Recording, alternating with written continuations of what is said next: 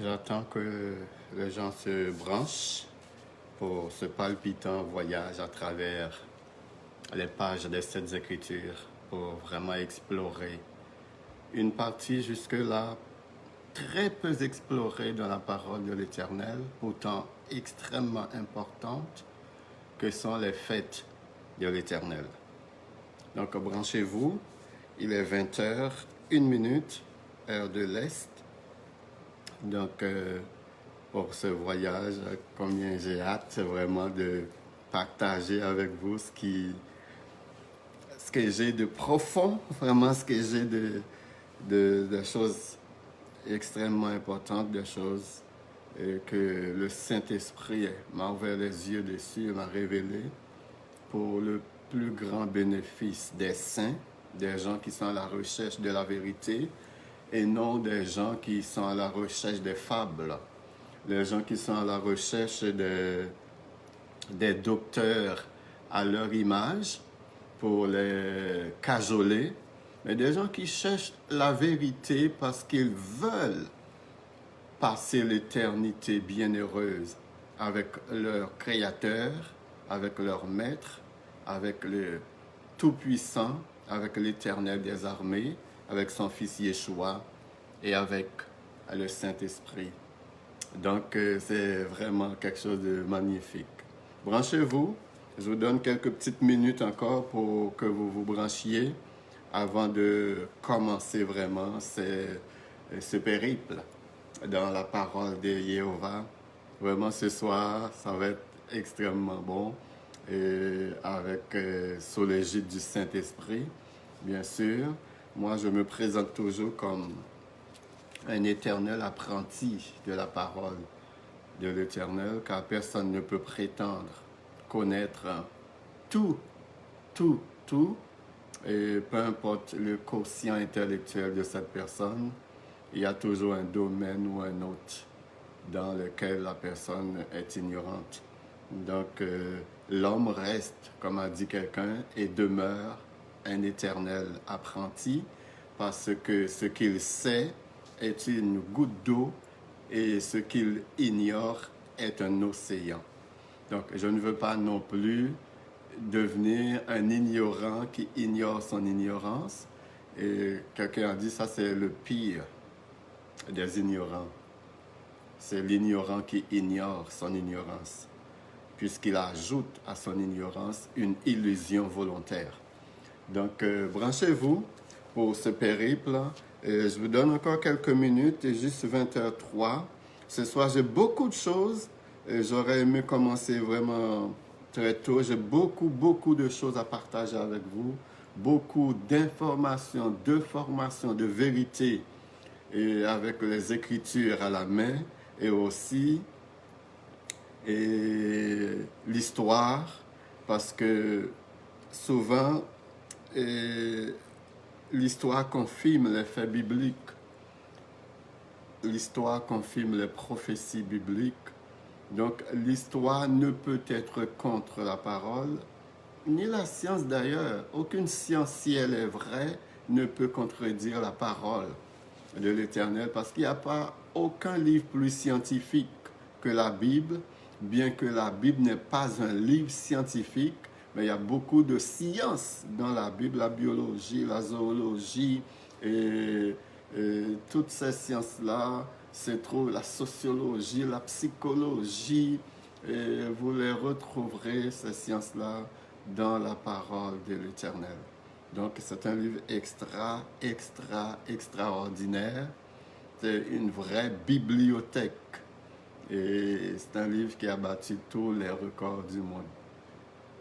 Parler de records concernant un livre, il n'y a aucun livre qui peut battre la Bible à quelque niveau que ce soit, dans quelque domaine que ce soit. La Bible balaie tous les records du monde reliés à un livre écrit par 40 personnes qui ne se connaissaient pas, la plupart d'entre elles. Donc, c'est vraiment important. Allez, branchez-vous et donne-moi juste quelques petites minutes. Je vais chercher un peu d'eau pour boire.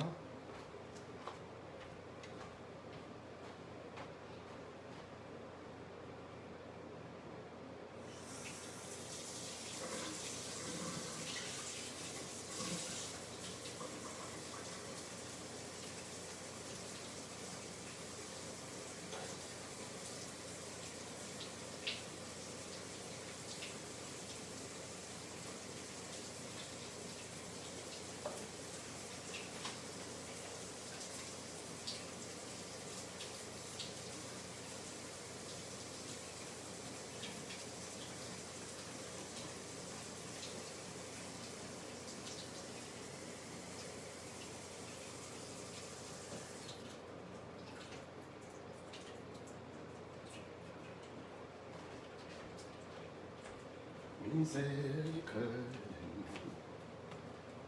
infinie.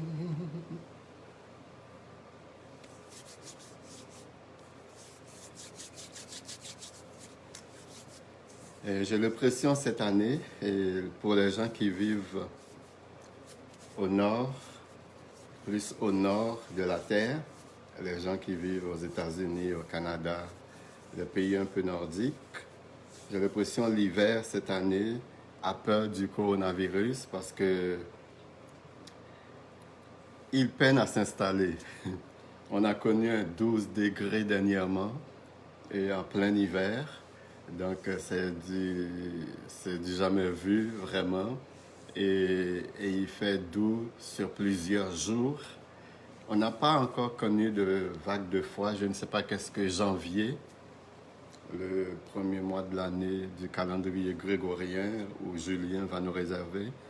Mais jusqu'ici, on ne peut pas se plaindre vraiment de l'hiver. C'est un peu doux jusqu'à présent.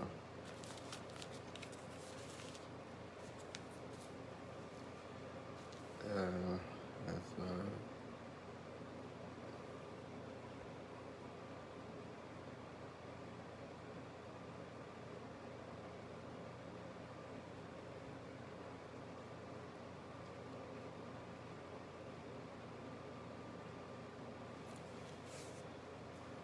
Dans 2 minutes, je vais commencer. Il est 20h02, 20h08, dis-je. Dans 2 petites minutes, je vais commencer parce que je dis stock. Ce soir, j'ai de la viande de steak. Ce soir, malheureusement, j'ai pas beaucoup de lait pour les bébés spirituels. Ce soir, c'est vraiment de la nourriture solide. Mais je vais essayer pour les gens, parce que ça se peut qu'il y a des adultes spirituels qui n'ont pas de dentition pour mâcher la viande. Je vais essayer de cuire ça de manière extrêmement tendre pour que tous ceux qui ont une certaine maturité puissent bien se nourrir ce soir de la parole de l'Éternel. Et je ne voudrais pas non plus à répéter comme l'auteur de l'Épître aux Hébreux, dans Hébreux chapitre 5, verset 12 ou 13, qui va dire « Vous, en effet, qui depuis longtemps deviez être des maîtres, vous avez encore besoin qu'on vous enseigne les premiers rudiments des oracles de Dieu. Vous en êtes venus à avoir besoin de lait et non de nourriture solide. » Donc, il y a des gens qui ont accepté le Seigneur, ça fait 5 ans, 10 ans, 15 ans, 20 ans, 25 ans, 30 ans même, mais qui sont encore au stade de lait spirituel, qui n'ont pas de nourriture solide, vraiment. Donc, ce soir, les bébés spirituels vont trouver ça un peu difficile à digérer parce que c'est de la nourriture solide un peu ce soir où vous allez vraiment fouiller dans vos méninges pour essayer de capter vraiment ce qui va être dit. Donc, soyez bénis. Je commence. Il est dit 8h10. Et pour ceux qui suivaient depuis 6 dimanches cette série qu'on a entamée sur Lévitique chapitre 23, versets 1 à 44, où l'Éternel a donné 7 fêtes au peuple d'Israël, mais destinées à l'humanité entière.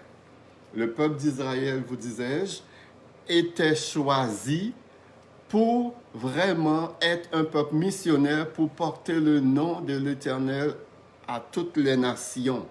Ils ont échoué, l'Éternel a procédé autrement. Si aujourd'hui nous avons accepté le Seigneur par le truchement des païens, c'est parce qu'Israël a échoué à cette tâche premièrement.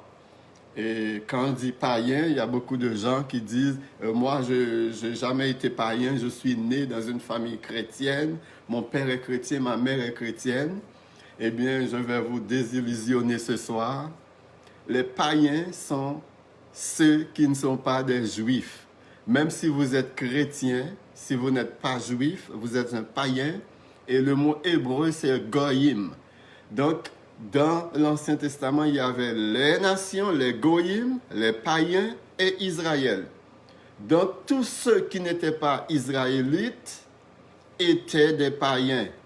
Même les étrangers qui vivaient parmi les juifs, que les juifs considéraient comme leurs, comme faisant partie d'eux, ils étaient des païens. Aujourd'hui, moi, je suis un païen.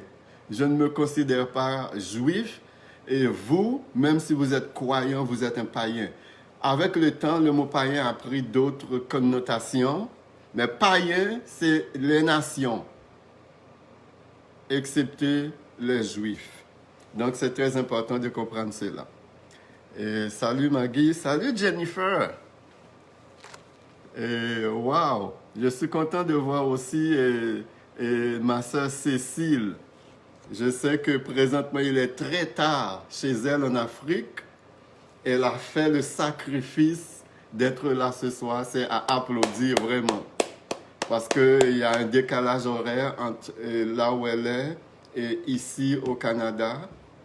Probablement chez elle, il doit être 2 heures du matin.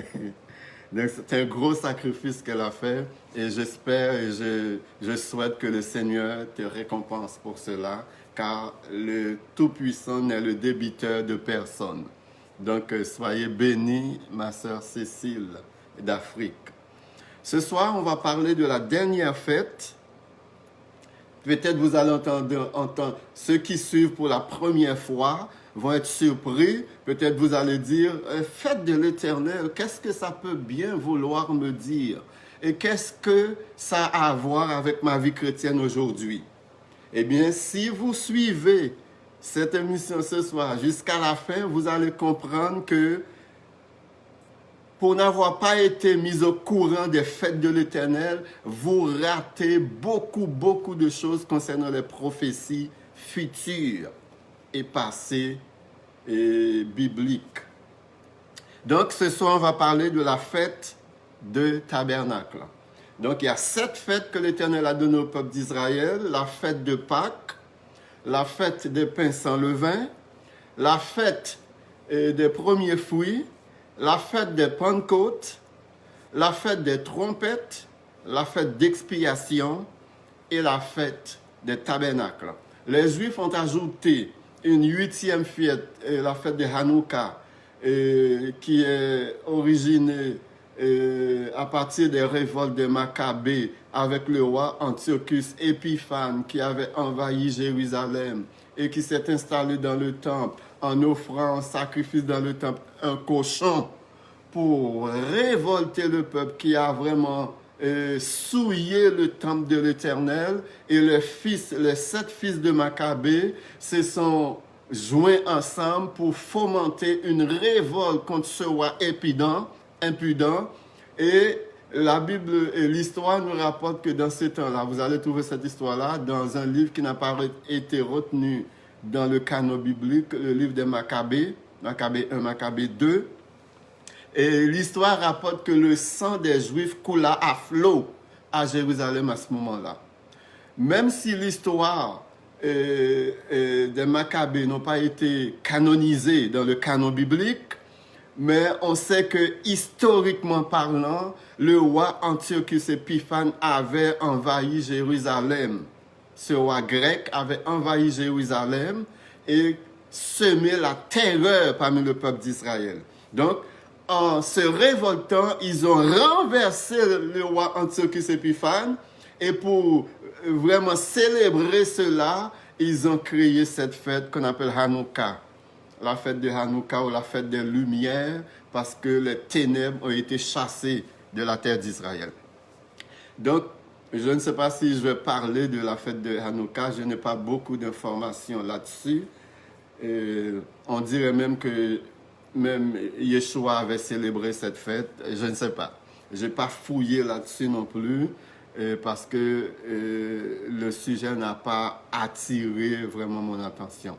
Donc ce soir, on va parler de la fête de Sukkot, la fête des tabernacles, qui est la dernière fête et parmi les 7 fêtes que l'Éternel a données. Et vous allez constater aussi ce soir que Noël n'a absolument rien à voir avec la naissance du Sauveur. Absolument rien. None. Zéro. Niet à voir avec la naissance du Sauveur. Mais avant d'entrer dans la fête des tabernacles, la dernière fête qu'on a vue le dimanche dernier, la fête d'expiation, qui était une fête aussi très importante pour les Juifs, c'était la fête pendant laquelle le peuple devait être expié de tous ses péchés. Et c'était à ce moment-là, vous disais-je, que le souverain sacrificateur entrait dans le lieu très saint. Car le souverain sacrificateur devait entrer dans le lieu très saint une seule fois par année. Et cette fois arrivait toujours pendant la fête d'expiation qui se déroulait le 10e mois, le 7e mois, dis-je, du calendrier biblique qui était le mois de Tishri. Mais la fête d'expiation, c'était le 10 du 7e mois du calendrier biblique, qui est le mois de Tishri. Et je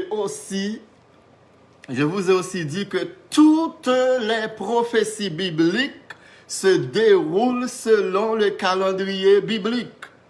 Je vais vous donner les 12 mois, comme j'ai déjà fait, du calendrier biblique et les 7 fêtes que l'Éternel avait données. Donc, toutes les prophéties bibliques qui ont déjà eu leur réalisation et qui vont se réaliser dans le futur se déroulent et se dérouleront selon le calendrier biblique. En ignorant le calendrier biblique, nous perdons le fil de l'histoire biblique et le fil des prophéties parce que les prophéties bibliques se déroulent selon le calendrier biblique qui a été donné par l'Éternel lui-même. Et Satan s'est arrangé avec le pape Grégoire et le roi Jules César pour créer leur propre calendrier qui ne fonctionne pas de la même façon que le calendrier biblique. Et les jours aussi ne fonctionnent pas de la même façon dans le calendrier biblique que dans les autres calendriers. Dans le calendrier biblique, il y a un seul jour qui porte un nom. C'est le 7e jour, qui est le Shabbat, le sabbat. Tous les autres jours n'ont pas de nom dans le calendrier biblique. C'est le 1er jour, le 2e jour, le 3e, le 4e, le 5e, le 6e et le Shabbat, le sabbat. C'est seulement le 7e jour, chers amis, qui a un nom dans le calendrier biblique. Dans les autres calendriers, chaque jour a un nom et chaque nom dans le calendrier grégorien et julien porte un nom d'un faux dieu. Et chaque mois dans le calendrier grégorien et julien porte le nom d'un faux dieu, chers amis. Donc, et je vous ai déjà expliqué pourquoi est-ce que Satan a agi ainsi, c'était quoi le but son intention derrière ses actions. Donc, c'est là que, comme je vous dis, la fête d'expiation, c'est une fête annuelle. Toutes les fêtes que l'Éternel a données au peuple d'Israël sont des fêtes annuelles. Toutes les fêtes. Les 7 fêtes étaient des fêtes annuelles. Et la manière que ça se célébrait, il y a 3 fêtes. Les 3 premières fêtes se déroulent dans le même mois. Après ça, il y a une pause. La fête de Shavuot arrive plusieurs mois après. Et ensuite, on a 3 nouvelles fêtes qui tombent aussi dans le même mois, le 7e mois. On va voir, c'est tellement important ce qu'on va parler de ce soir. J'espère que vous allez vraiment suivre ça avec attention. Et si vous comprenez ce soir ce que je vais vous dire, à la fin de cette émission, vous saurez. Et ça, ce n'est pas une devinette, ce n'est pas une interprétation, puisque la Bible va nous le dire. Vous saurez à quel moment Yeshua va revenir sur terre. Vous saurez également à quel moment Yeshua va établir son règne millénaire sur terre. Et vous saurez également quand est-ce que l'éternité va commencer, puisqu'à l'issue du règne millénaire, Yeshua va remettre le trône à son Père et nous rentrerons dans l'éternité. Vous saurez à quel moment ces choses-là vont arriver. Et lorsque vous connaissez vraiment le schedule divin dans le calendrier biblique des prophéties, eh bien, il y a des sottises qu'on ne va plus jamais répéter comme « Oh, Jésus peut revenir n'importe quand ». Ça, c'est pas vrai. Il y a des prérequis dans la Bible. Il y a un moment prévu dans la Bible pour ça. Il ne peut pas revenir n'importe quand. Il va revenir selon les prophéties de l'Éternel cachées dans les fêtes de l'Éternel.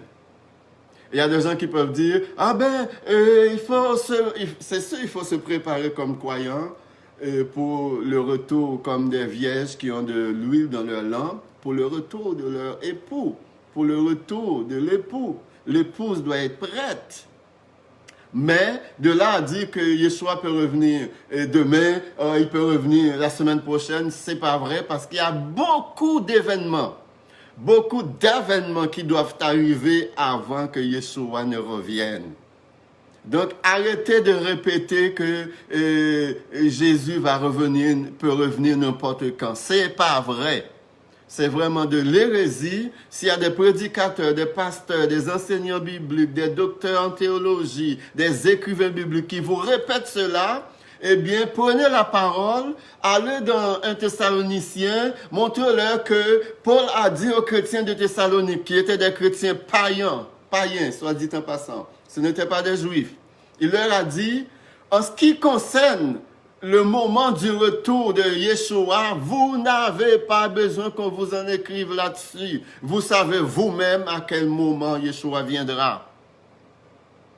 Mais Paul va dire aux chrétiens de Thessalonique, il viendra comme un voleur de la nuit. Mais pour les païens, pas pour nous. Car Paul va ajouter, mais pour nous, ce jour ne va pas nous surprendre comme un voleur de la nuit. Parce qu'il nous a déjà dit à quel moment qu'il viendra. Donc, tous ceux qui vont être surpris par le second retour de Yeshua vont être des païens. Puisque les croyants ne devraient pas être surpris. Ce retour ne va pas être une surprise pour nous les croyants. Mais pour les non-croyants, oui, ce sera une surprise. Donc revenons dans notre sujet. Yeshua est devenu le grand souverain sacrificateur qui est entré dans le lieu très saint, céleste, dans ce tabernacle qui n'est pas fait de main d'homme. Il est entré une fois pour toutes. Le souverain sacrificateur terrestre devait rentrer une fois par année seulement dans le lieu très saint pour aller offrir le sacrifice pour ses propres péchés, les péchés de ses familles, de sa famille, les péchés des sacrificateurs, les péchés du peuple d'Israël. Et le peuple était à l'extérieur en train d'attendre impatiemment pour que le souverain sacrificateur sorte. Et aussitôt qu'il sorte, la réjouissance peut commencer parce que s'il a pu sortir du lieu très saint, c'est parce que l'Éternel ne l'a pas terrassé l'Éternel a agréé le sacrifice d'expiation et les réjouissances peuvent commencer parce que le peuple a dit, l'Éternel a expié nos péchés. Tous les péchés qu'on a commis pendant toute l'année, nous les avons amenés pendant cette fête d'expiation et le souverain sacrificateur est entré offrir le sacrifice dans le lieu très saint une fois par année. Mais la Bible dit, Yeshua est entré une fois pour toutes. Ce sacrifice n'a pas à être renouvelé. Il est entré une fois pour toutes dans le tabernacle qui n'est pas fait de main d'homme, dont l'architecte est l'Éternel des armées lui-même. Donc, ce sacrifice expiatoire, il l'a fait. Et la Bible parle de sacrifice expiatoire, elle fait référence à la fête. À chaque fois que vous voyez dans la Bible, on parle de sacrifice expiatoire, on fait référence à la fête d'expiation, ou qu'on appelle en hébreu Yom Kippour. Et on l'utilise même des fois en français, c'est le Yom Kippour.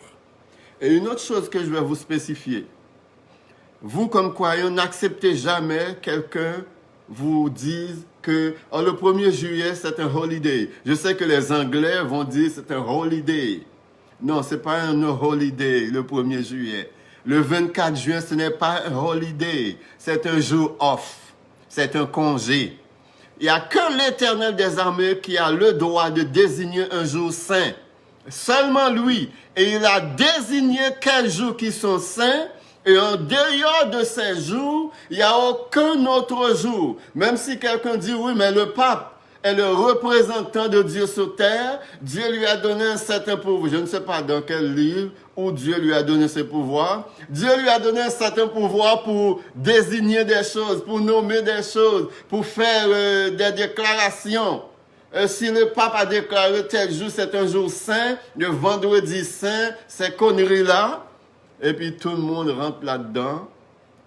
Chers amis, les seuls jours qui sont saints, ce sont les jours qui sont déclarés saints par l'Éternel des armées. Moi, je vais corriger quiconque qui se présente à moi pour me parler de holiday. Aujourd'hui, c'est le 24 août, c'est un holiday. Aujourd'hui, c'est le 10 septembre, c'est un holiday. Non, c'est pas un holiday. C'est un jour off, c'est un congé. Point. Les holidays sont seulement dans la Bible. Et les holidays sont seulement déclarés par l'Éternel des armées. Et pas nul autre, ni sur terre, ni dans les cieux. Maintenant, la chose la plus importante concernant la fête d'expiation. La tâche d'un souverain sacrificateur humain n'est plus requise. Chers amis, le souverain sacrificateur humain, sa tâche est terminée puisque Yeshua est monté dans le ciel, dans le temple céleste. Il s'est offert lui-même comme sacrifice expiatoire pour le péché de plus d'un, une fois pour toutes. Et ce sacrifice n'est plus renouvelable, chers amis. Dans Actes chapitre 4, verset 12. Chers amis, à partir de ce moment-là, il y a absolument aucun être humain dans tout l'univers.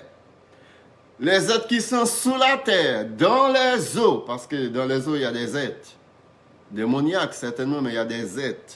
Sous la terre, il y a des êtres.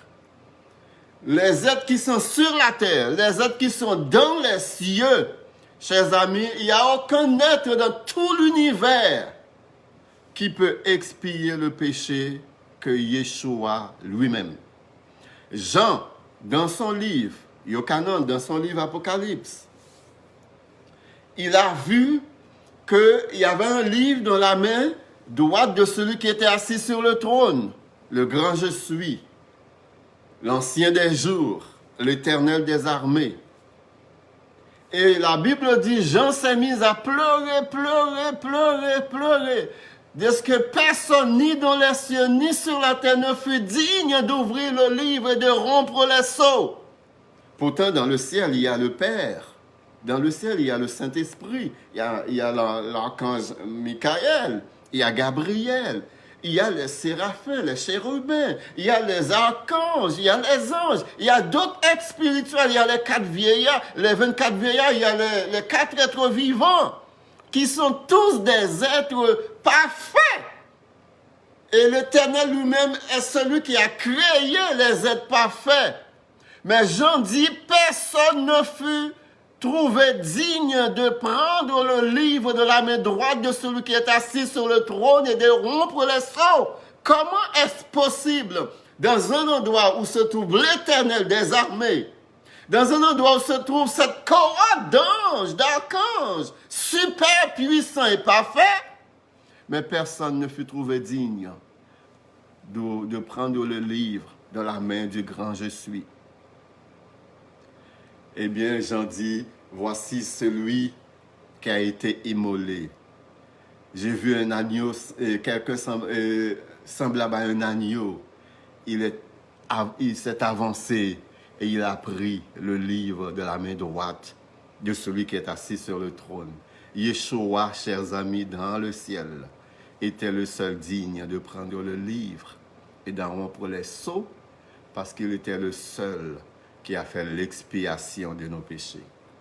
Et à partir de ce moment-là, il n'y a aucun être humain, il n'y a aucun être spirituel qui peut expier nos péchés que le grand souverain sacrificateur Yeshua lui-même, chers amis. Paul dit, et l'auteur des livres des Actes, Actes chapitre 4, verset 12, dit, il n'y a de salut en aucun autre, car il n'y a sous le ciel aucun autre nom qui ait été donné parmi les hommes par lequel nous devions être sauvés. Donc c'était ça un peu pour cette petite partie-là sur l'expiation, la fête d'expiation que je ne vous ai pas expliqué dimanche dernier. Donc à partir d'aujourd'hui et à partir de l'ascension de Yeshua dans le ciel, où il a été avec son propre sang pour faire la purification du temple dans le ciel. Je vous ai expliqué ça dimanche dernier. Pourquoi était-il obligé de faire la purification du temple dans le ciel et des ustensiles qu'utilisent les serviteurs célestes pour servir dans le temple? Yeshua était obligé de monter avec son propre sang pour purifier le sanctuaire, pour purifier les ustensiles, pour purifier le temple avec son sang. Le temple qui n'est pas fait de main d'homme. Si vous n'étiez pas là dimanche dernier, retournez dans l'émission de dimanche dernier pour voir pour quelle raison il a dû faire cet acte. Il a dû amener son sang dans le ciel pour purifier ce temple dont l'Éternel est l'architecte.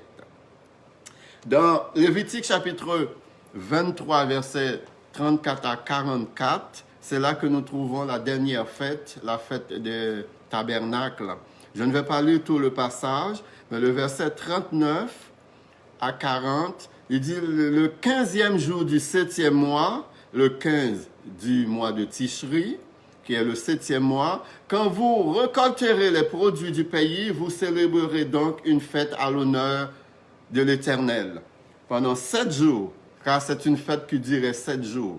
Parmi les 7 fêtes, il y a quelques-unes qui duraient une journée, et il y en a d'autres qui duraient 7 jours. Il y en a même une, la fête des tabernacles. Le 8e jour est un jour de célébration. La fête est finie le 22 du mois de Tishri. Ça a commencé le 15. Mais le 8e jour, il y a une grande célébration. C'est un grand sabbat.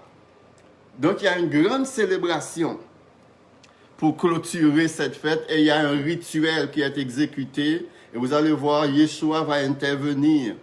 Chers amis, savez-vous que l'année de la mort de Yeshua, simultanément, pendant que les sacrificateurs, le souverain sacrificateur sont en train d'effectuer les rituels de la fête de Pâques, et parallèlement, simultanément, les mêmes choses sont en train de se produire avec Yeshua. Pendant que le souverain sacrificateur prend l'agneau, il va dans le marché pour aller chercher l'agneau. Puis il va marcher avec tous les sacrificateurs qui l'accompagnent. Il va porter l'agneau sur son dos. Il va monter jusqu'au temple. Et là, il va examiner l'agneau. Il va tourner l'agneau. Il va analyser l'agneau pour que l'agneau soit parfait sans aucune tache.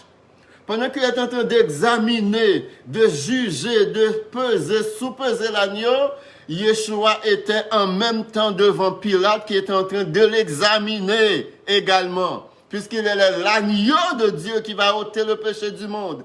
Simultanément, chers amis, le souverain sacrificateur examine l'agneau pour voir s'il n'y a pas de défaut. Et le grand Pilate est en train d'examiner Yeshua qu'on lui a amené pour voir est-ce qu'il est coupable de ce qu'on l'accuse. Au moment où le souverain sacrificateur va déclarer l'agneau est sans défaut, donc on peut procéder au sacrifice. C'est au même moment que Pilate va déclarer, chers amis, je ne trouvais en cet homme aucun péché, aucun crime. Donc simultanément, c'est la même chose qui va se produire pendant la fête des tabernacles.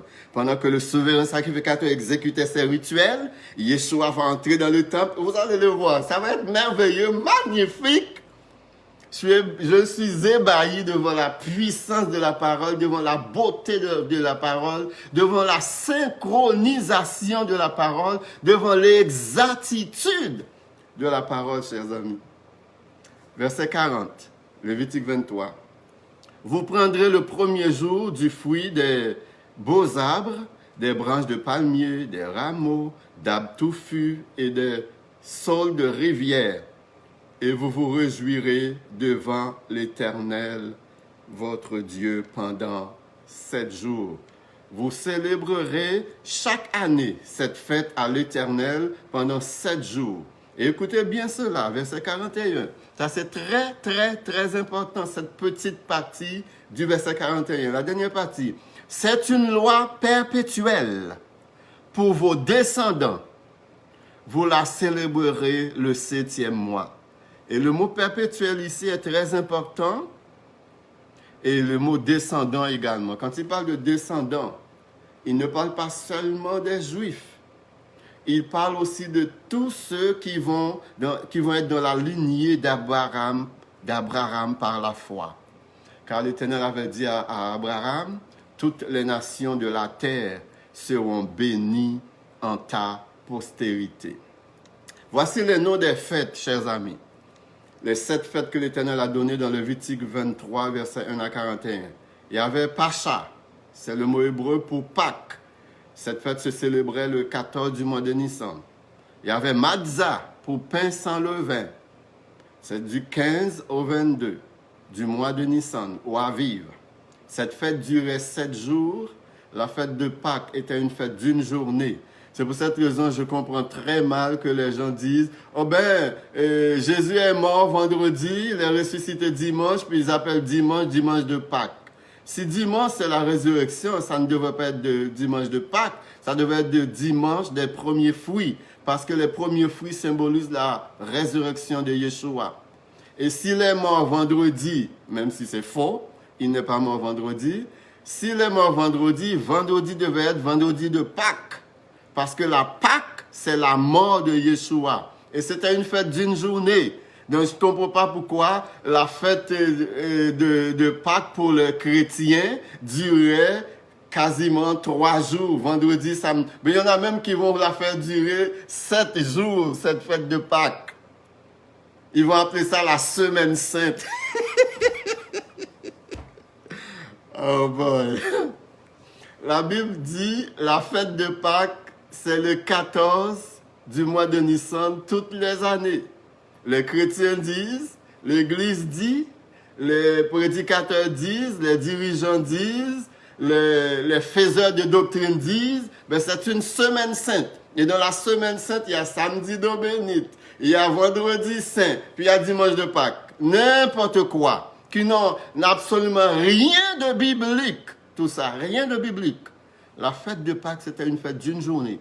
Et c'était toujours le 14. La Bible n'a pas donné de jour pour la fête de Pâques. La Bible a donné une date. Nous, les chrétiens, nous disons, nous allons décider de faire autrement. Nous allons choisir une journée pour la fête de Pâques. C'est fini là. Chaque fête de Pâques tombe toujours le dimanche avec les chrétiens. Chaque fête de Pâques tombe toujours le dimanche. Ils ont décidé, nous décidons Contrairement à ce que l'Éternel a décidé, le 14 du mois de Nissan, qui correspond des fois entre le mois d'avril, mars-avril, mais les chrétiens ont décidé, nous allons choisir une journée, un jour dans la semaine pour fêter Pâques, et ça va être toujours le dimanche. Or, l'année où Yeshua est mort, le 14 du mois de Nissan tombait un mercredi. C'était un mercredi. Donc, Yeshua a été tué un mercredi, qui était 14 du mois de Nissan. Et il est ressuscité samedi. Et le maître du sabbat est ressuscité le jour du sabbat.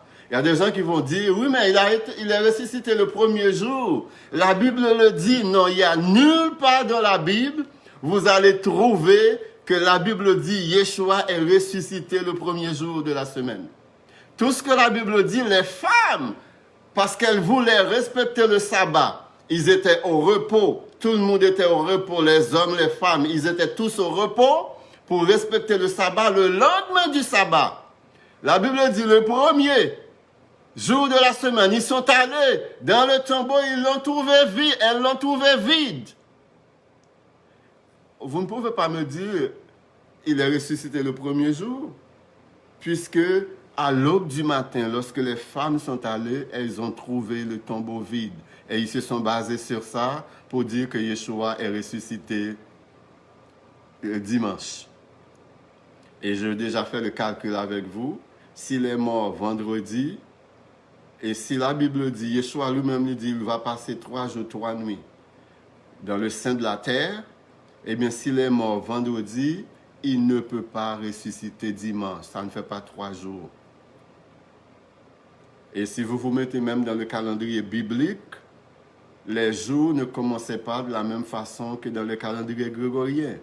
Les jours dans le calendrier biblique commencent au coucher du soleil. Et dans le calendrier grégorien et julien, les jours commencent au lever du soleil. Toutes ces informations que je suis en train de vous donner, c'est pour enlever le brainwash qui a été fait depuis notre enfance par des gens peut-être de très bonne volonté, par des gens peut-être qui agissaient par ignorance, qui nous ont menés vraiment dans le mensonge pendant des années. On a grandi avec et personne ne peut nous l'enlever parce qu'on a grandi avec ça. Dans le calendrier biblique, Yeshua est mort mercredi, il est ressuscité samedi. Le jour ne commence pas au lever du soleil, le jour commence au coucher du soleil dans le calendrier biblique. Et ça, c'est très important de connaître ces choses et de connaître les calendriers bibliques pour bien suivre les prophéties bibliques. Sinon, c'est impossible de suivre les prophéties bibliques. Après ça, il y a la fête des premiers fruits, Bikurim. Il y a la fête de Shavuot, la fête des semaines, appelée aussi Pentecôte. Il y a la fête de Rosh Hashanah, qui est la fête des trompettes. Il y a la fête de Yom Kippour, qui est la fête d'expiation, et la fête de Sukkot, qui est la fête des tabernacles. Et les 12 mois du calendrier biblique sont Aviv ou Nissan, Liyar, le deuxième mois, Sivan, Tammuz, et je vous ai déjà parlé de l'histoire de Tammuz, fils de Nimrod, mari de Sémiramise, et vous connaissez la déesse de la lune et le dieu soleil. Tout ça part à partir de Nimrod et de sa femme Sémiramise et de son fils Tammuz, qui sont nés, soit dit en passant tous, le 25 décembre. Quand les gens célèbrent le 25 décembre, ils disent qu'ils célèbrent la naissance de Yeshua. Vous n'avez pas idée ce que vous célébrez le 25 décembre, chers amis. Et la Bible dit, l'Éternel dit au peuple d'Israël, n'adorez pas d'autres dieux tout en prétendant que c'est moi que vous adorez. Et l'Église du 21e siècle, chers amis, tombe à fond dans ce piège. Ils sont en train d'adorer de faux dieux, Easter, qui vont dire la fête de Pâques le dimanche. Ils vont célébrer la naissance du Christ. Le 25 décembre, ils sont en train d'adorer d'autres dieux. Ils sont en train d'adorer des déesses, tout en prétendant qu'ils sont en train d'adorer le vrai Dieu. Et c'est un piège dans lequel l'Église du 21e siècle est tombée à pieds joints dans ce piège-là. Puisque Yeshua n'est pas né. On va le voir ce soir, il n'est pas né le 25 décembre. Il n'est même pas né au mois de décembre. Il n'est même pas né au mois de novembre, même pas le mois d'octobre. Peut-être le mois d'octobre. On va le voir. Donc, il faut que vous retiriez, il faut vraiment, pour recevoir la vérité, il faut d'évangéliser. Je ne sais pas si ce mot existe. Il faut enlever tous ces fatras spirituels qu'on vous a inculqués, tous ces trucs hérétiques qu'on vous a inculqués pour vraiment avoir de la place. On est tellement rempli de traditions, rempli des choses qui sont très agréables à l'oreille, qui sonnent bien, et puis qui sont bien collées vraiment à notre réalité, mais qui sont tous qui sont toutes des choses fausses. Il faut qu'on subisse un premier nettoyage en profondeur pour laisser de la place pour que la vérité puisse nous pénétrer. Il y a le mois de Aviv, le 5e mois, le mois de Elul, le 6e mois, le mois de Tishri, le mois de Eshvan, le mois de Kislev, le mois de Tevet, le mois de Shevat et finalement le mois de Hadar. Et des fois aussi, ce qui va arriver, c'est que le calendrier biblique fonctionne selon les cycles lunaires. Des fois, chaque nouveau mois, c'est une nouvelle lune. Donc, chaque nouvelle lune, le mois nouveau commence. Et des fois, la nouvelle lune tarde à venir et ils sont obligés d'ajouter un autre mois qu'ils vont appeler Hadar Aleph dans le calendrier biblique. Aleph étant la première lettre de l'alphabet hébreu, parmi les 22 lettres de l'alphabet hébreu. Et le système hébraïque n'avait pas de chiffres ni de nombres. Les lettres tenaient lieu pour les chiffres en même temps. Donc Aleph était la première lettre de l'alphabet et c'était en même temps, ça vaut en même temps 1. Donc c'était vraiment, quand par exemple on veut dire 13e mois, ils vont ajouter le 12e mois plus Aleph. Donc, ça fait un mois d'en plus, ça fait 13 mois. Donc, des fois, l'année va avoir 13 mois quand la lune tarde à se présenter sous une nouvelle lune, en quelque sorte. Donc, ce sont là les 12 mois du calendrier biblique. Je n'ai pas le temps pour vous donner les correspondances avec le calendrier grégorien. Je vais boire un peu d'eau. Donc, après l'étude de ce soir, chers amis, je vais me laver les mains, pas comme Pilate, mais comme pour dire ma mission est accomplie en ce qui a trait à l'enseignement des fêtes de l'Éternel et les figures prophétiques qu'elles représentent. Je vous ai enseigné tout ce que j'ai reçu avec mes limitations, mes failles et ma petitesse. Si vous avez suivi toute la série sur les fêtes de l'Éternel, personne ne devrait dire qu'elle ne sait pas à quel moment telle ou telle prophétie devrait s'accomplir. On doit être au courant de cela, tout comme les chrétiens de Thessalonique l'étaient. Toutes les prophéties se déroulent, encore une fois, selon un échéancier basé sur le calendrier biblique. Très, très, très important. Les 4 premières fêtes se sont déroulées en cascade, excepté la fête de Shavuot ou des semaines ou de Pentecôte, qui a eu lieu 50 jours après la fête des premiers fruits, puisqu'on devrait compter 7 semaines, 7 fois 7 fait 49, plus un jour. Donc la fête de Shavuot, c'est 50 jours après la fête des premiers fruits. Les 3 dernières fêtes, la fête des trompettes, la fête d'expiation, et la fête des tabernacles, qui complètent les 7 fêtes de l'Éternel, ont toutes lieu et vont toutes avoir lieu le même mois, le mois de Tishri, qui est, et cela est très important, le 7e mois du calendrier biblique. Le chiffre 7 est entre autres le chiffre de la complétude et de repos. Dans Genèse, l'Éternel a créé le monde en 6 jours et il s'est reposé le 7e jour. Le 7e mois du calendrier biblique est un mois sabbatique et c'est le mois le plus important du calendrier biblique.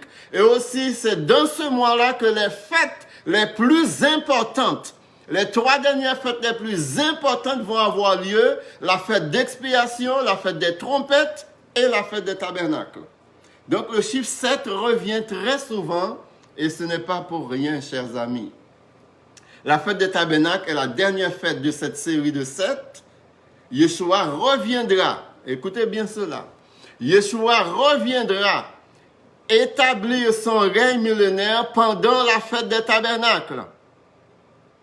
Son second retour pour régner comme roi sur la terre aura lieu pendant la fête des tabernacles. Et ça, c'est très, très important. Il sera sur la terre pour régner comme roi des rois et seigneur des seigneurs. Nous, les croyants, nous rentrerons dans la jubilée, le repos millénaire. On appelle ça le repos millénaire. Il n'y aura pas de roi, il n'y aura pas de seigneurs qui ne lui seront pas soumis. Tous les grands de la terre seront soumis à l'autorité de Yeshua.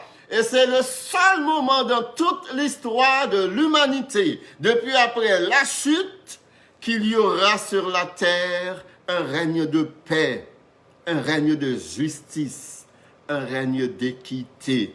Il n'y aura pas une poignée de personnes qui vont accumuler toutes les richesses du monde et laisser des poussières pour la masse. La Bible dit, l'ouvrier va mériter son salaire. Celui qui va travailler pour 8 heures, eh bien le patron ne va pas voler 3-4 heures et lui payer 4 heures. Tout le monde va être traité justement et équitablement, puisque le prince de la paix va être sur la terre et la justice va régner et l'équité va régner.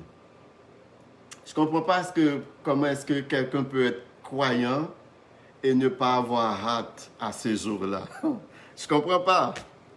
Même si vous étiez riche sur la terre, il y a tellement d'autres riches qui ont envie de votre richesse. Il y a tellement d'autres pauvres qui ont envie, qui sont jaloux de vous, que vous ne pouvez pas vivre en paix. Il y a tellement aussi de haut et de bas dans le marché financier. Vous ne pouvez pas vivre en paix. Le bonheur n'est pas de ce monde. Le bonheur sera dans ce monde lorsque le prince du bonheur régnera sur la terre, Yeshua. S'il y a une fête, chers amis, qui sera célébrée au-delà des empires païens, du monde tel que nous le connaissons aujourd'hui, c'est la fête des tabernacles.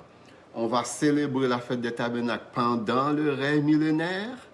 Et on va célébrer la fête des tabernacles lorsque nous allons entrer dans l'éternité. Puisqu'à l'issue du règne millénaire, la Bible dit, Yeshua va remettre le trône à son Père et nous allons rentrer dans le repos éternel. Nous allons rentrer dans le repos éternel, nous allons nous reposer de nos œuvres et ça va être une journée. Je ne sais pas si vous avez l'habitude pendant l'été d'aller dans une journée. On va dans une journée, on va à la plage, on va dans des cascades d'eau, puis on va s'amuser, on amène notre nourriture. Il y a même des plages ou des parcs où il y a des endroits où vous pouvez faire cuire votre nourriture et tout ça. Donc, dans le ciel, ça va être une journée éternelle, chers amis. Nous allons toujours être dans la réjouissance lorsque nous allons rentrer dans l'éternité. Ça va être quelque chose. Et Paul a eu une petite visite dans 2 Corinthiens chapitre 12. Le gars a eu une petite visite. J'ai l'impression que Paul est presque devenu fou après cette expérience. Il a tellement vu des choses magnifiques. Il a tellement vu des choses superbes. Des fois, j'aime ça, aller sur Internet puis visiter les maisons de luxe. visiter les maisons de luxe, passer dans toutes les pièces, les sous-sols. Il y a certaines maisons que vous regardez, puis vous dites, est-ce qu'il y a des choses plus luxueuses que ça sur la terre? Est-ce qu'il y a des choses plus magnifiques que ça? Eh bien, chers amis, en regardant ces maisons, il y en a même que j'ai enregistré, j'ai copié toutes les photos, puis j'ai mis ça dans un fichier pour pouvoir regarder ça à plusieurs reprises. C'est tellement magnifique! Mes chers amis, tout cela représente de la boue devant la beauté du ciel. C'est quasiment de la boue. Paul dit, devant ce que j'ai vu, je considère maintenant toutes choses comme de la boue. Chers amis, devant la magnificence de la Nouvelle Jérusalem. Dans Zacharie chapitre 14, versets 16 et 18, et là nous sommes dans le jour de l'Éternel. Le jugement de l'Éternel, c'est quelque chose, et je vous ai déjà dit dans une émission passée, il y a deux jugements à la fin des temps. Le jugement des croyants et le jugement des incroyants.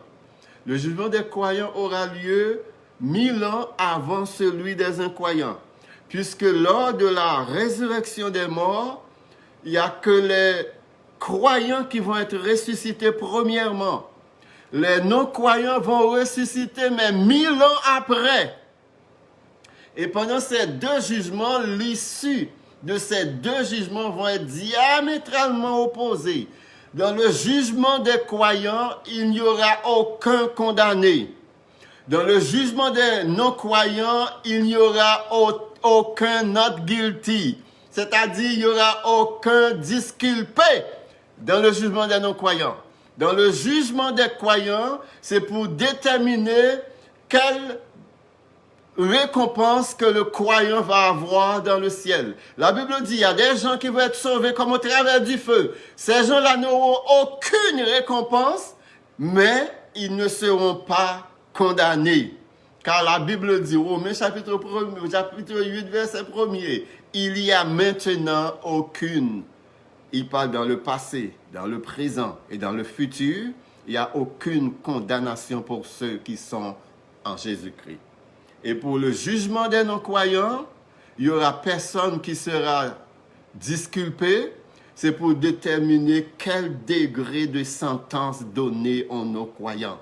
Car tout le monde n'aura pas la même sentence dans le jugement des non-croyants, tout comme tout le monde n'aura pas les mêmes récompenses dans le jugement des croyants. Dans Zacharie chapitre 14, verset 16-18, il dit, tous ceux qui resteront de toutes les nations, venus contre Jérusalem, monteront, ça c'est pendant le règne millénaire, monteront chaque année pour se prosterner devant le roi, l'Éternel des armées, et pour célébrer la fête des tabernacles. S'il y a des familles de la terre qui ne montent pas à Jérusalem pour se prosterner devant le roi, l'Éternel des armées, la pluie ne tombera pas sur elle.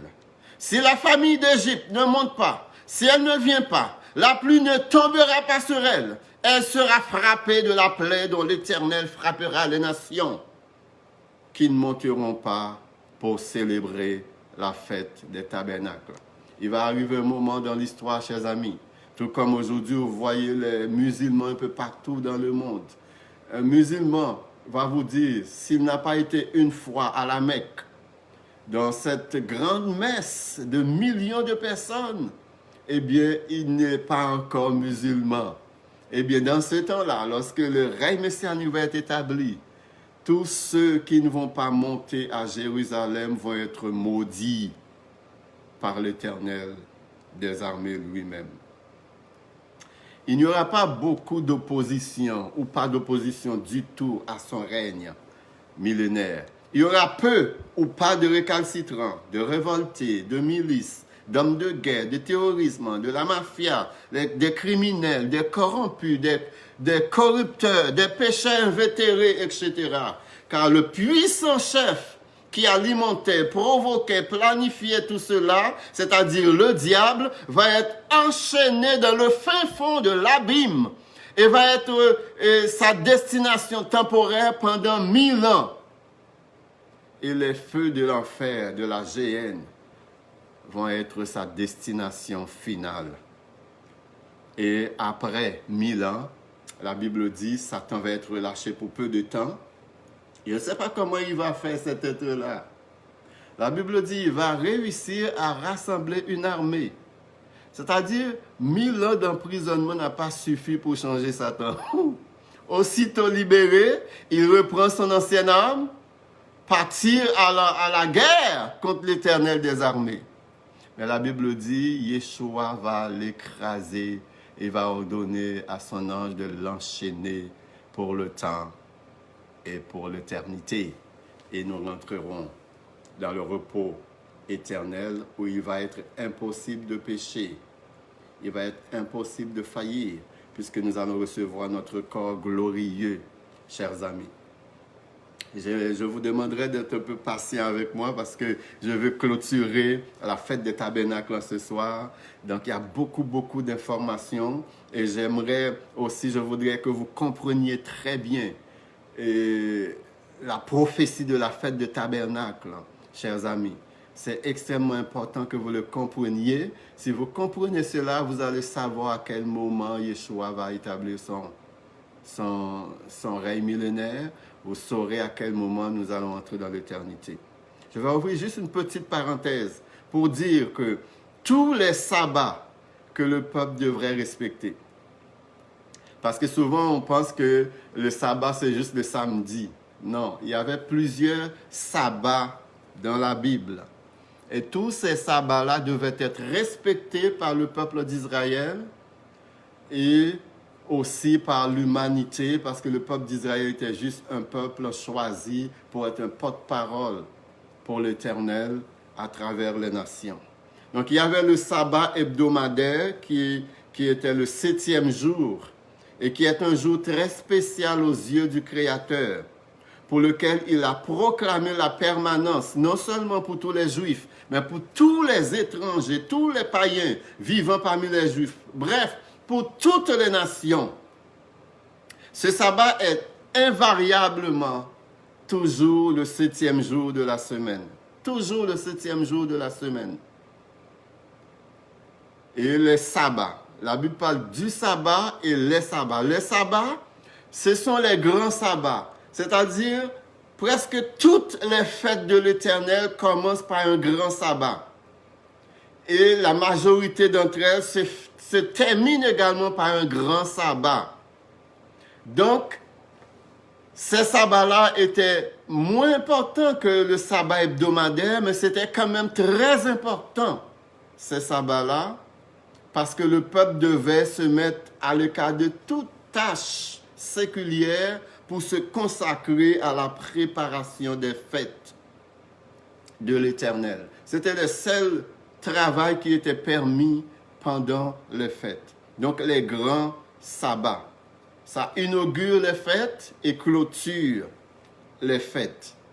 Il y avait aussi le sabbat mensuel, qui est le 7e mois du calendrier biblique. Le mois de Tishri, c'est pendant ce mois-là qu'a eu lieu les 3 dernières fêtes du calendrier biblique et les 7 fêtes que l'Éternel a données. La fête des trompettes, la fête d'expiation et la fête des tabernacles. Donc le 7e mois était le mois le plus important dans le calendrier biblique puisque c'était un mois sabbatique. Il y a aussi le sabbat septennal, c'est-à-dire le sabbat qui survient à chaque 7 ans. Et ce sabbat-là concerne vraiment la terre, puisque Israël était un pays d'agriculture. Donc, l'Éternel avait dit au peuple d'Israël, vous allez travailler la terre pendant 6 ans, mais la 7e année, vous ne toucherez pas à la terre. C'est le sabbat pour la terre. Ne touchez pas à la terre, ne cultivez pas, ne semez pas, ne récoltez pas. Pour vous permettre vraiment de respecter cela, je vais vous donner une grande abondance pendant la 6e année. Même si vous ne plantez pas, même si vous ne récoltez pas pendant la 7e année, vous aurez de l'abondance pendant la 7e année, vous aurez de l'abondance pendant la 8e année.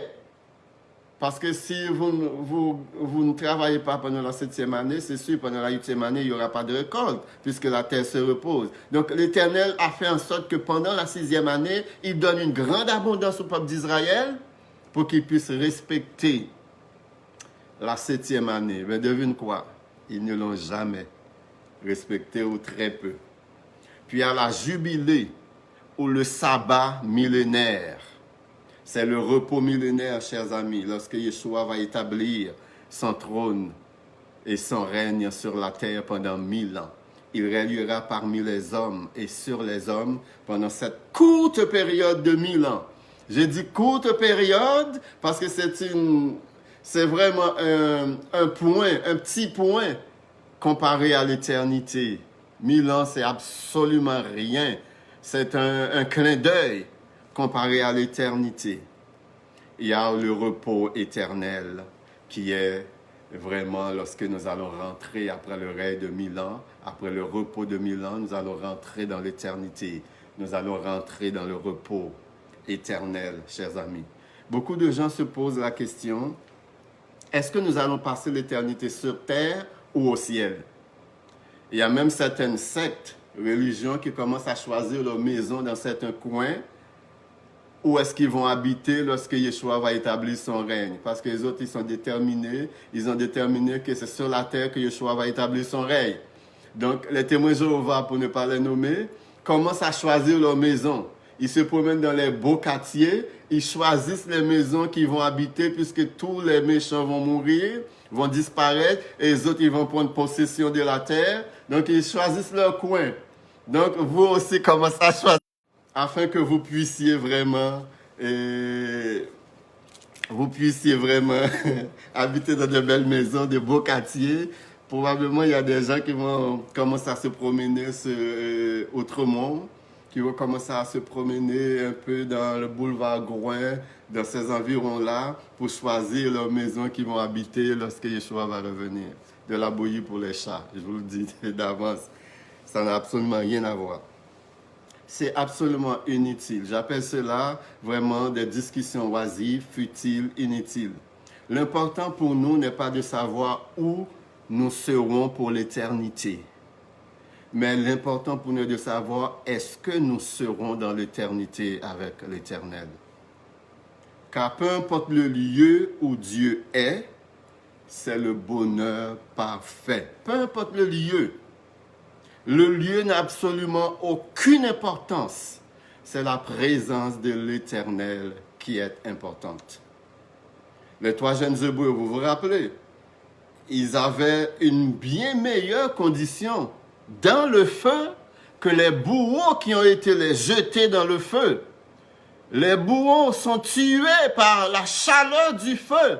Et les autres, ils étaient en train de prendre une promenade dans le feu. Pourquoi? Parce que la présence de l'Éternel était avec eux dans le feu.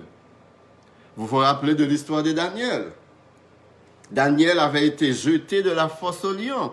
Mais pendant que Daniel était dans la fosse au lion, sa condition était meilleure que tous les traites, tous les racistes qui l'ont accusé parce qu'il était juif, qui l'ont accusé, l'ont fait jeter dans la fosse aux lions, des lions affamés, eh bien, la condition de Daniel était meilleure que tous ces traites parce que la présence de l'Éternel était avec Daniel dans la fosse aux lions. Et qu'est-ce qui s'est passé?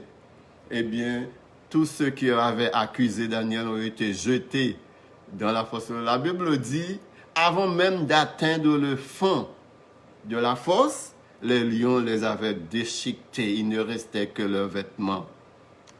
On ne se moque pas de Dieu. Ce qu'un homme a semé, il le récolte. C'est la présence de l'Éternel qui fait toute la différence, chers amis. Ce n'est ni le lieu, ni l'endroit, ni la place. C'est la présence de l'Éternel qui fait toute la différence.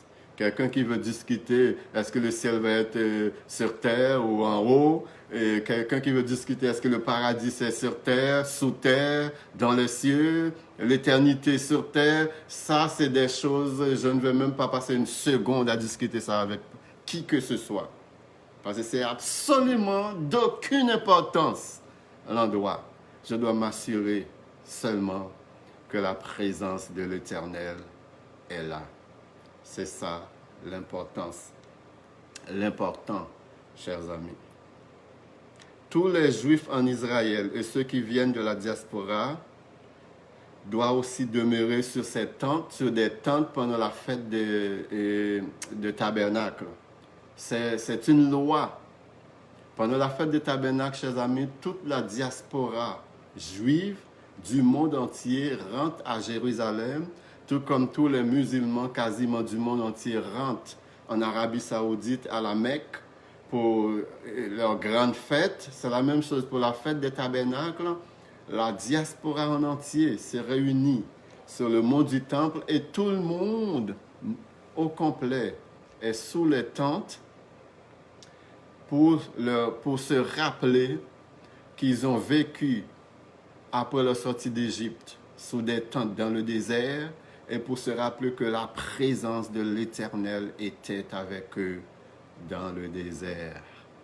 Et leurs conditions avec la présence de l'Éternel étaient bien meilleures que les viandes d'Égypte, que les palais d'Égypte, que les grosses constructions, que les pyramides d'Égypte, chers amis, parce qu'ils avaient la présence de l'Éternel dans le désert. Et pendant cette fête, le souverain sacrificateur, tous les prêtres ainsi que le peuple devraient prendre des branches de palmier, de rameaux et une feuille spéciale qui s'appelle l'oulave, composée de 4 parties, et un fruit spécial qui s'appelle étrog, et c'est comme un citron, mais ce n'est pas un citron. Et ils devraient prendre ça et l'agiter de haut en bas dans toutes les directions. Orient, Occident, le Midi et Septentrion. Et je vous ai déjà donné l'équivalent des points cardinaux dans la Bible. Lorsque vous voyez l'Orient, c'est l'Est, l'Occident, c'est l'Ouest, le Midi, c'est le Sud, Septentrion, c'est le Nord. Donc, ils devaient agiter ça dans leurs 2 mains, de haut en bas, dans toutes les directions. Nord, Sud, Est, Ouest. Donc, ils devaient les agiter. Et en faisant cela, ils montrent à l'Éternel que tout ce qu'ils ont viennent de lui. Et ils sont reconnaissants pour toutes les récoltes, pour toute l'abondance que l'Éternel leur a donnée pendant l'année. Dans Deutéronome chapitre 28, verset 47, et l'Éternel, s'il y a une chose que l'Éternel déteste, c'est les gens ingrats. Les gens qui prennent pour acquis les bénédictions de l'Éternel. Les gens qui ne sont pas reconnaissants. L'Éternel déteste ça. Non seulement vous allez voir votre bénédiction partir en fumée, mais vous risquez de recevoir des malédictions également si vous n'êtes pas reconnaissant lorsque l'Éternel vous bénit et si vous prenez pour acquis les bénédictions de l'Éternel. Et parmi l'une des grandes bénédictions que l'Éternel nous donne, qu'on prend pour acquis, c'est lorsqu'on va se coucher, puis le lendemain matin, on se lève, on a encore la respiration, le mouvement et l'être, on prend ça pour acquis. Pourtant, c'est l'une des plus grandes bénédictions à chaque jour que tu te lèves. Parce que dis-toi bien, pendant que tu te lèves cette journée-là, il y a des centaines de milliers, voire des millions de gens qui ne se sont pas réveillés, qui sont partis vers leur dernière demeure. Donc, il faut toujours être reconnaissant envers l'Éternel. Deutéronome 28, 47. Pour n'avoir pas, au milieu de l'abondance de toutes choses, servi l'Éternel ton Dieu avec joie et de bon cœur, tu serviras au milieu de la faim, de la soif, de la nudité et de la disette, de toutes choses. Tes ennemis que l'Éternel enverra contre toi, ils mettront un joug de fer sur ton cou jusqu'à ce qu'il t'ait détruit. L'Éternel fera partir de loin, des extrémités de la terre, une nation qui fondera sur toi, d'un vol d'aigle, une nation dont tu n'entendras point la langue, une nation au visage farouche, qui va être méchante et qui aura ni respect pour le vieillard, ni pitié pour l'enfant. Il va voir le vieillard, il va le tuer, l'arracher, le détruire, ainsi que l'enfant. Elle mangera le fruit de tes troupeaux et le fruit de ton sol, jusqu'à ce que, c'est ce qui arrive aujourd'hui dans beaucoup de pays en voie de développement, Par exemple, Haïti, si on prend Haïti, l'Afrique aussi, l'Afrique c'est un pays riche en pétrole, en or, en diamants. Mais pourtant, ce sont les pays les plus pauvres dans le monde. Pourquoi? Parce que les pays occidentaux envahissent ces pays et volent leurs récoltes d'or, de diamants, de pétrole et les amènent dans leur pays. Et les autres, ils sont dans l'opulence et ces pays sont dans la pauvreté. Haïti, c'est un pays qui a beaucoup de richesses. Et je vais vous dire un petit truc aujourd'hui. À chaque fois que vous voyez les Américains s'intéresser à un pays, ce pays-là a beaucoup de richesses. Peu importe la grosseur du pays, peu importe la pauvreté du pays, aussitôt que vous voyez les Américains s'intéresser à un pays, sachez que ce pays a beaucoup de richesses qu'ils veulent exploiter. Les Américains s'intéressent beaucoup à Haïti. Les Américains s'intéressent beaucoup aux pays africains. Ça veut dire qu'il y a beaucoup de richesses dans ces pays, mais la population de ces pays ne jouissent pas de ces richesses. Est-ce que c'est ce qui leur est arrivé? Ils ne sont pas reconnaissants envers l'Éternel de toutes les bénédictions qu'il leur a données? Je ne sais pas. Verset 52. Elle t'assiégera dans toutes tes portes jusqu'à ce que tes murailles tombent. Ces hautes et fortes murailles sur lesquelles tu auras placé ta confiance dans toute l'étendue de ton pays. Elle t'assiégera dans toutes tes portes, dans tout le pays que l'Éternel ton Dieu te donne, au milieu de l'angoisse, de la détresse, où te réduira ton ennemi. Tu mangeras le fruit de tes entrailles. Ça veut dire les hommes vont manger des hommes. Les familles vont se réunir. Là, ils vont dire quel enfant qu'on va manger aujourd'hui. Des familles vont s'échanger des enfants. Quand il n'y aura plus d'enfants, le mari va dire, mais c'est qu'on va manger? Est-ce qu'on va tuer le mari ou la femme? La Bible dit parce que ce peuple n'a pas été reconnaissant, parce que cette famille n'a pas été reconnaissante. Regarde tous les malheurs qui vont venir sur ce pays. Au milieu de l'angoisse et de la détresse où te réduira ton ennemi, tu mangeras le fruit de tes entrailles. C'est-à-dire, les gens vont manger leurs propres bébés. Ils vont manger leurs propres enfants. La chair de tes fils et de tes filles que l'Éternel, ton Dieu, t'aura donné. L'homme d'entre vous le plus délicat et le plus habitué à la mollesse aura un œil sans pitié. Des fois, vous regardez l'homme, vous dites, oh, il est tellement doux, il est tellement sage. Il est tellement smooth. Tu regardes la femme, tu dis, en marchant, elle n'est même pas capable d'écraser une fourmi. La Bible dit, ces hommes et ces femmes vont vraiment avoir un œil sans pitié pour son frère, pour la femme qui repose sur son sein, pour ceux de ses enfants qu'il a épargnés, chers amis. Il ne donnera à aucun d'eux de la chair de ses enfants dont il a fait sa nourriture, parce qu'il ne lui reste plus rien au milieu de l'angoisse et de la détresse où te réduira ton ennemi. Elle ne leur donnera rien de l'arrière-fait sorti d'entre ses pieds de ses enfants qu'elle mettra au monde, car, manquant de tout, elle en fera secrètement sa nourriture au milieu de l'angoisse et de la détresse. Chers amis, ça continue, ça continue.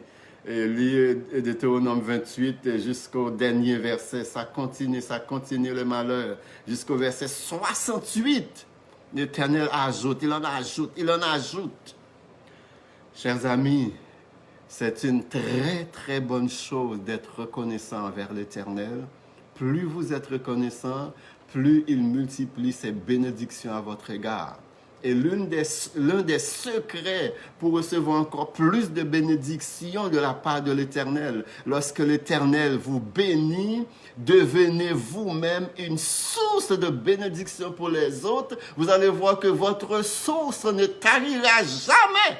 Jamais, jamais les bénédictions vont pleuvoir sur vous et les bénédictions vont vous pourchasser. À un moment donné, vous allez dire, assez l'Éternel, je suis assez béni, bénis aussi les autres.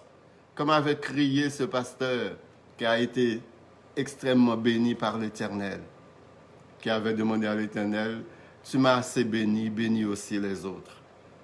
Donc quand vous devenez une source de bénédiction pour les autres, l'Éternel n'a pas le choix que de continuer à déverser ses bénédictions sur toi.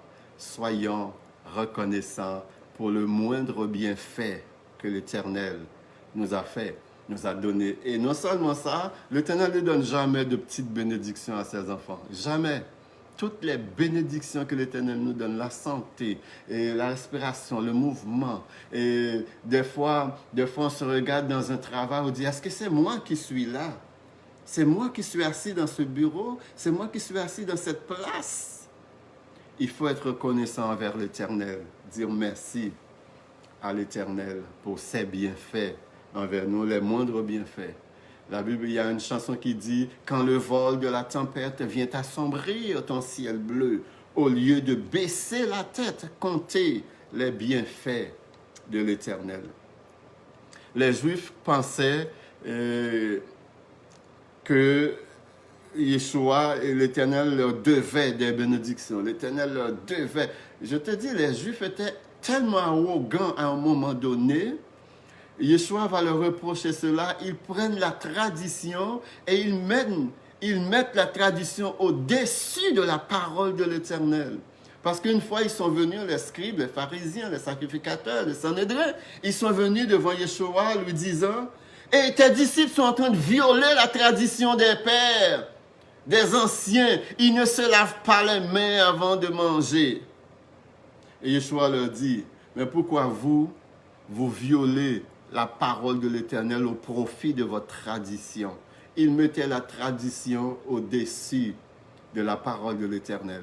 Ça ne vous arrive pas des fois, vous parlez avec quelqu'un, vous leur expliquez la parole, et puis la personne vous dit « Non, non, c'est pas comme ça que le pasteur me l'avait dit. » Vous êtes en train d'expliquer la Bible à la personne dit « Non, c'est pas comme ça que mon pasteur me l'avait dit. » On s'en fout de votre pasteur.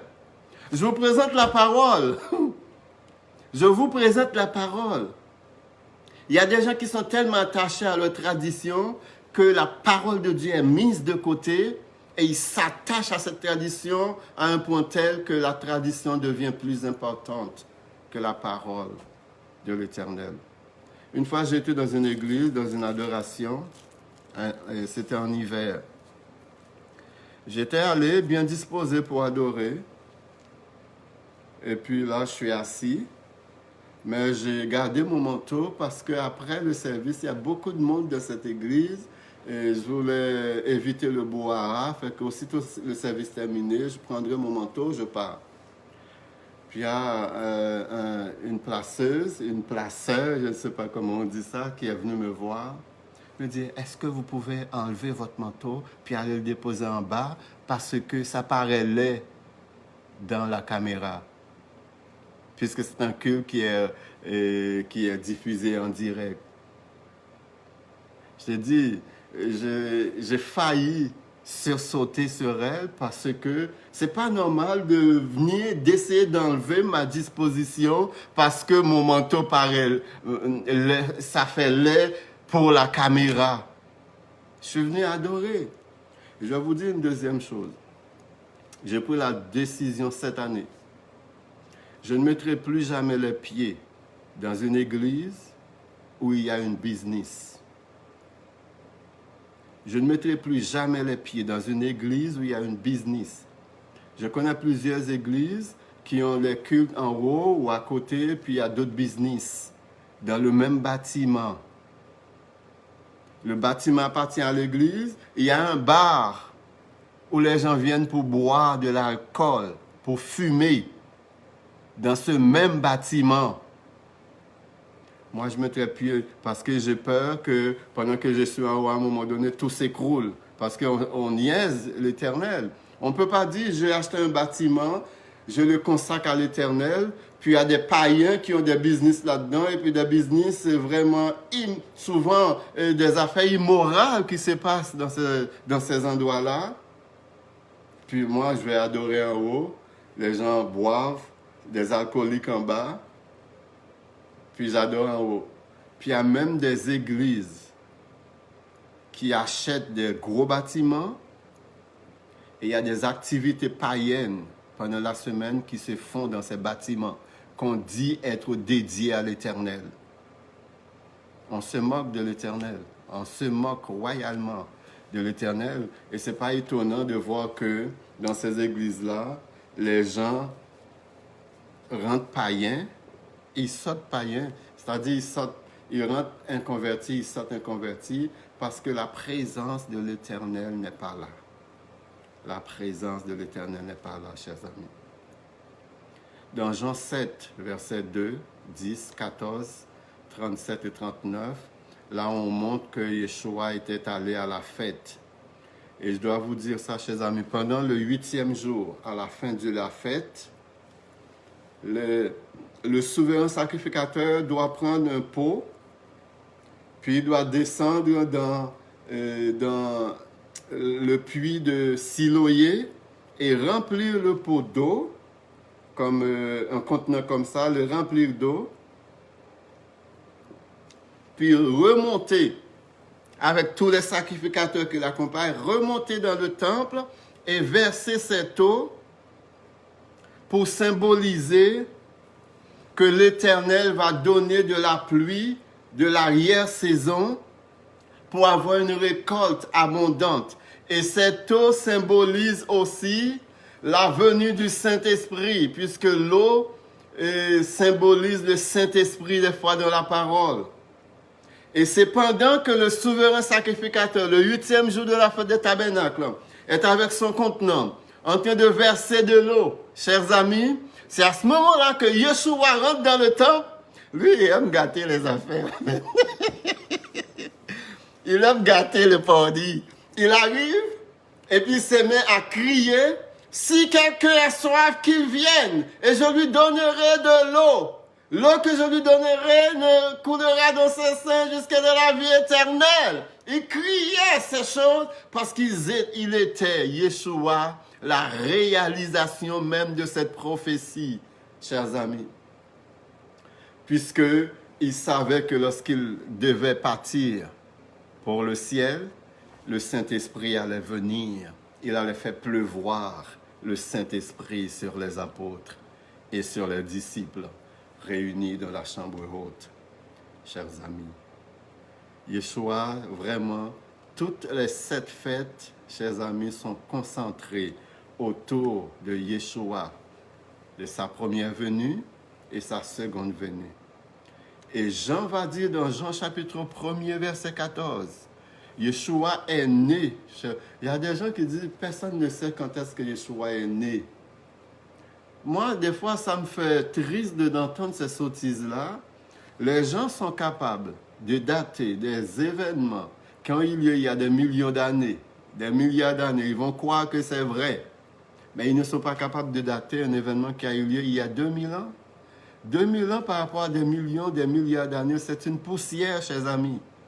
Ne venez pas me dire qu'il est impossible de savoir quand est-ce que Yeshua est né, quand il est né hier. C'est hier qu'il est né par rapport à des millions d'années, des milliards d'années. Yeshua est né pendant la fête des tabernacles. Et Jean va dire dans Jean chapitre 1er, verset 14, il est venu tabernacler parmi nous. Le mot qui est utilisé par Jean, c'est vraiment le mot tabernacler, puisqu'il est venu pendant la fête des tabernacles. La Bible dit qu'il n'y avait pas de place pour Marie et Joseph dans l'hôtellerie. Et une hérésie font croire aux gens que Yeshua est né dans une bergerie où on gardait les bêtes. C'est une hérésie frontale à la parole de l'Éternel. Yeshua est né sous une tente pendant la fête des tabernacles, puisqu'il était obligatoire pour tous les Juifs et de la diaspora et des Juifs qui vivaient en Israël de construire des tabernacles, des tentes pendant la fête des tabernacles et devaient y vivre pendant 7 jours. Donc l'Éternel des armées qui planifiait l'histoire et les prophéties s'est arrangé pour faire en sorte que Yeshua naisse pendant la fête des tabernacles, puisque la fête des tabernacles, c'est la présence de l'Éternel parmi le peuple d'Israël. C'est la présence de l'Éternel lorsque le peuple était dans le désert, il vivait sous des tentes et l'Éternel était présent dans le tabernacle construit par Moïse. Yeshua est né pendant la fête des tabernacles. Et la fête des tabernacles se tient du 15 du mois de Tishri, le 7e mois, au 22. Donc, Yeshua est né dans cette fourchette-là, chers amis. Il est né entre le 15 et le 22 du mois de Tishri, puisqu'il est venu accomplir cette fête lui-même. Et une autre hérésie est de dire que Yeshua est né dans une bergerie où on gardait les bêtes. C'est comme Yeshua, il y en a même qui vont dire il a été enveloppé dans un tissu et qu'on enveloppait les petits animaux, les bébés animaux qui sont nés. C'est vraiment du n'importe quoi. Donc, à partir d'aujourd'hui, vous savez où, quand, à quel moment Yeshua est né. Et je suis plus certain qu'il est né le 15, parce que le 15, c'était un grand sabbat, puisque cette fête commence par un grand sabbat, ce que je vous ai expliqué plus tôt, et ça va se terminer par un grand sabbat. Et le grand sabbat, c'était le 8e jour, et le 8e jour, c'est le lendemain de la fin de la fête. Donc, j'ai beaucoup plus de conviction que Yeshua est né le 15 du mois de Tishri, le 7e mois du calendrier biblique, chers amis. Et non, il n'est pas né dans une bergerie où on gardait les bêtes. Non, c'est pas vrai.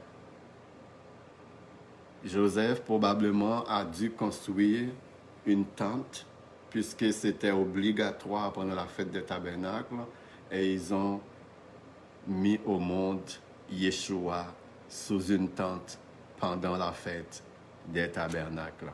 Puisque la fête des tabernacles, c'est Emmanuel parmi nous. Yeshua parmi nous. Et il va établir son règne millénaire pendant la fête des tabernacles. La fête des tabernacles va continuer à être célébrée pendant le règne millénaire. Et après 1000 ans, il va remettre le trône à son Père. Cela va se faire également pendant la fête des tabernacles. Donc, que l'Éternel vous bénisse abondamment. Oui, je suis un peu essoufflé. Et je suis désolé pour l'heure. C'est la première fois que je finis tard comme ça, 21h30. Généralement, ça dure 1h, 1h05 et 50 minutes, 55 minutes. Mais ce soir, je voulais tout donner. Je voulais tout donner sur la fête des tabernacles. Donc, j'espère que vous avez bien compris. J'espère aussi que vous allez continuer vous-même à fouiller dans les Écritures, à fouiller en demandant à Dieu de vous éclairer, en demandant à Dieu de vous illuminer du haut des cieux. Parce que tout ce que je sais de la parole, vous pouvez le savoir aussi. Je n'ai pas un accès privilégié que vous n'aviez pas auprès du Père. Vous l'avez aussi par la prière. Donc, lisez votre Bible. Demandez l'aide du Saint-Esprit, le plus grand professeur par excellence de tous les temps. Donc, que l'Éternel vous bénisse abondamment. Je ne sais pas de quoi je vais parler dimanche prochain. On verra. D'ici là, l'Éternel va me mettre sur la voie, me révéler le sujet de nos prochaines rencontres. Donc, soyez bénis et que la bénédiction de l'Éternel repose sur vous et surtout, soyez reconnaissants lorsque l'Éternel vous bénit pour ne pas tomber sur les malédictions de l'Éternel. Bonne soirée.